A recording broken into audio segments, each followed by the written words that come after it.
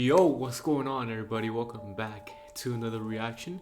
And today we're gonna check out 3 true scary Halloween stories by, you guessed it, Mr. Nightmare. So without further ado, let's check out these stories.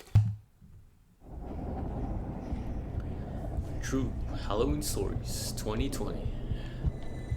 Story number 1. Let's go. Halloween used to be one of my favorite holidays. Now I Alright. kind of just enjoy it when I have a decent party to go to. In 2018, when I was a senior in college, my friend Tracy's sorority was going to be throwing a big Halloween party at the sorority house. She said I could bring one friend since they didn't want too many outsiders at the party.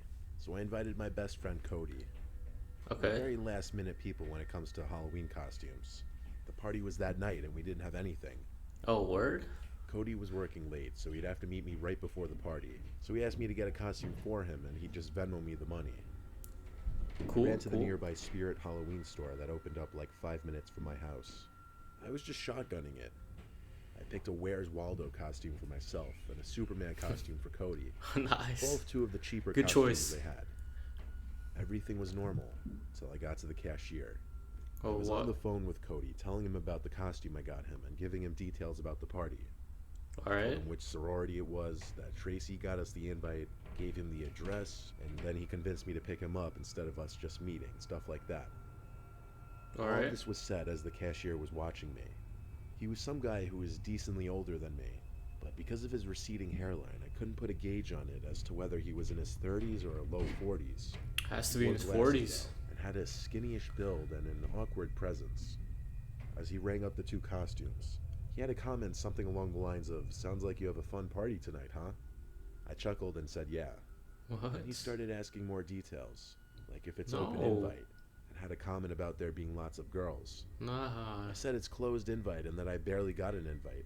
He said it's all good. Then he shook my hand and introduced himself as Mike.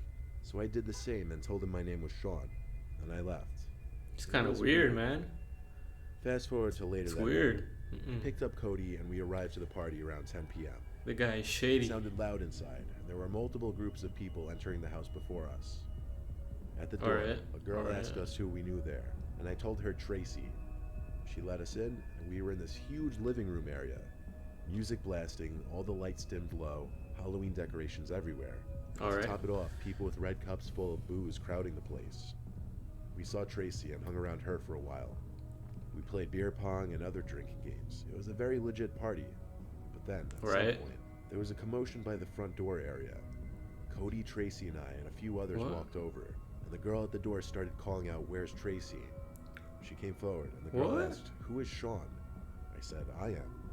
Then she asked me who that creepy guy we invited was. No way. I was confused and said, "Who?" It's the guy from the Described store. An older-looking man in a cowboy costume with a fake mustache.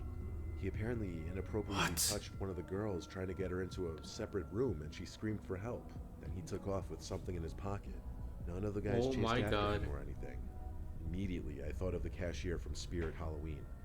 I told them about it, and everyone got even more creeped out.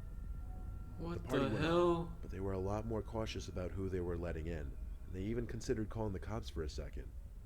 That whole thing really killed my vibe, and we didn't stay much longer after that. In total, we were probably at the party for a couple hours at most. We left a little past midnight, I think. I didn't drink much.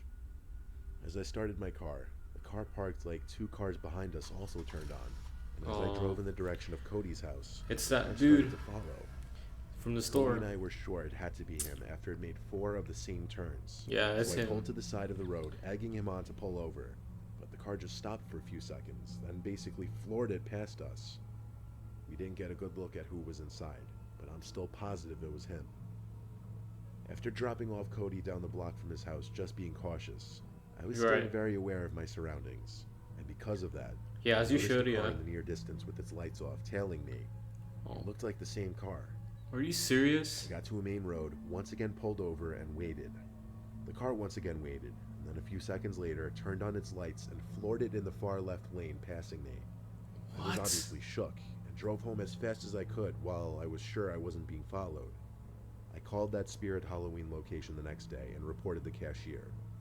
They thanked me for the information, but I never went back there, so I wouldn't know if he was fired or anything. Looking back, I wonder if I could have and should have pressed charges.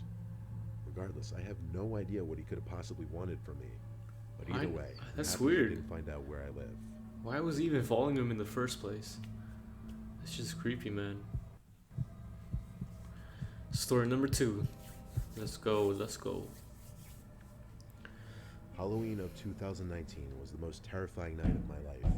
I live in Australia, and because we don't celebrate Halloween as enthusiastically, we don't get as many trick-or-treaters. Around 5 or 6 people at most. I am a huge fan of Halloween, though, to the dismay of my parents who would prefer not to acknowledge it. Right. Obviously, that leaves me in charge of putting up decorations and handing out candy. This particular year, Halloween fell on a school night, and a storm began just after 6 o'clock, which unfortunately meant my efforts preparing the decorations had pretty much gone to waste. Yeah, pretty much. Ignoring my better judgment, I still waited for trick-or-treaters in the living room and watched The Conjuring to pass the time. Around an hour and a half later, I got a message from my friend M on our group chat, asking if anyone would like to mess around and go trick-or-treating. At first I was confused. We hadn't gone trick-or-treating in over 5 years. I decided that's a long it would time. make the night more enjoyable, as nobody was knocking on the door anyway. Plus it's raining, so not a lot of people are going to be trick-or-treating during that time. And asked M where we should meet up. M quickly replied he couldn't make it, which was strange because he was the one who offered to go trick-or-treating. Exactly. He suggested a house which has lots of candy. Me, S, C, and H all arrived at the house within half an hour. A large table with a pumpkin bowl filled with lollipops stood at the front porch, and after checking the windows to make sure we weren't being watched, we emptied the bowl between us, only leaving a few to avoid suspicion. As we turned around to leave, we were greeted by 2 men dressed as clowns approaching us up the driveway. They had huge painted smiles and tilted heads. I could tell we were all creeped out, and one of my friends screamed as they started bolting towards us, while squeaking its rubber nose as they chased. After running for what felt like an eternity, we finally lost them. We decided to go to M's house so we could discuss what just happened in a safe area. However, when M answered the door, he burst into laughter. "What the hell are you guys doing?" he said, confused. "You told us to go trick-or-treating. Can you just let us inside?" S replied. After sitting down on M's couch, we all soon realized M had lost his phone earlier that day, and a stranger had suggested the idea of going to that house, presumably some sort of trap for the clowns. After another half hour, I cautiously made it home by 9:30, finished my movie, and went outside to collect the candy bowl I set up. I was shocked to see the bowl was completely empty. However, my stomach turned when I saw a clown nose was now laying inside of it. I told my parents everything that happened, and showed them the clown nose that had been left at our house. They assured me it was just some Halloween prank. I woke up around 1 a.m. to noises coming from my bedroom window, like rocks hitting the glass. Although I was scared half to death, my curiosity got the better of me. I eventually opened the blinds. Don't My Halloween open them. decorations were destroyed and littered the ground below. I stared motionless in complete shock until a lollipop was thrown at the window, breaking my trance. I looked up and saw them, the 2 clowns perched upon the neighbor's roof, looking down at me. I screamed and ran away towards my parents' room. I'll skip the details that followed, but the police were called and the clowns were not found. The officers informed us they would check out the house my friends and I trick-or-treated at, and they left in about half an hour. The following morning, we were told the house was abandoned, and M's phone was discovered inside. That day at school, I learned M, S, C, and H all had creepy experiences during the night as well. I'm not sure if the clowns followed us home or they scary, tracked us through M's phone. All I know is that Halloween is only a few weeks away, and I am completely terrified they'll return. That's scary, man. That's scary. Last story, guys. Here we go. It was a stormy Halloween night.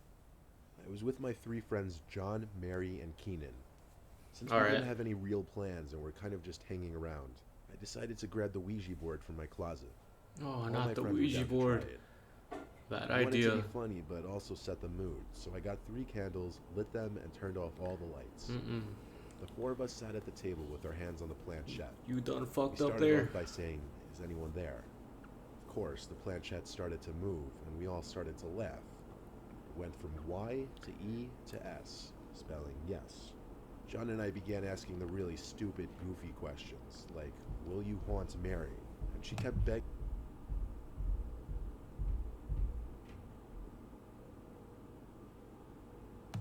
us to stop. But as the planchette moved to once again spell out the word yes, we all erupted into laughter. To be honest, I didn't. Guys, this is not a laughing matter. On the board. I just assumed John and Keenan were messing around for the most part. Then, without anyone asking a question, the planchette started moving to spell the words, I'm inside the house. More laughs, until there was a huge, very obvious thump sound from directly upstairs, like right over our heads. It most closely resembled a boot stomping on the floor. All of us jumped. Mary started screaming and freaking out. John, Keenan, and I didn't know whether to laugh or be freaked out. My parents weren't home. No one was except for me. We don't have any pets. Scared out of my mind if I was there with them. Suddenly, the doorbell rang. We looked at each other. Then I went to look through the peephole. Who is it? I opened the door. It was a dad and his young son trick-or-treating under an umbrella. Oh, okay. I opened the door and handed the kids some candies. But once I shut the door, it was back to the current reality of the situation, which was figuring out what the hell that sound was.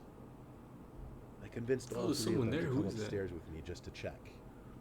We all got to the upstairs hallway. All that was on was a nightlight plugged into the floor outlet.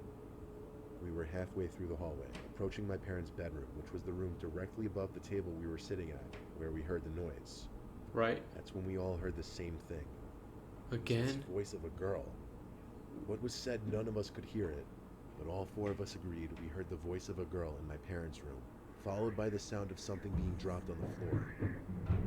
Mary and Keenan ran down the stairs, freaked out, but not making a peep. John and I, however, approached the door. I opened it quietly and pushed it open slowly. I looked into the dark room, and I saw something tall standing in the far corner of the room. I slammed the door shut, and we ran down the stairs. We stayed in the living room and flicked on the lights, and then noticed one of the candles by the Ouija board was blown out. I called the cops. A few minutes later, when an officer arrived, I asked him to check my parents' bedroom. I led him up the stairs and pointed at the door. He knocked on it and announced police, then opened the door quickly and flicked on the light. There was no one there. I checked the closet, under the bed, nothing. I knew it. That's when we followed and entered the room as well. I could confirm no one was in there. While we were at it, we checked every single bedroom and bathroom up there. There was not a single possible place anybody could be hiding. What? After the police officer left, we threw the Ouija board in the neighbor's garbage, and we all sat under the awning in my backyard, listening to the storm in silence until my parents returned.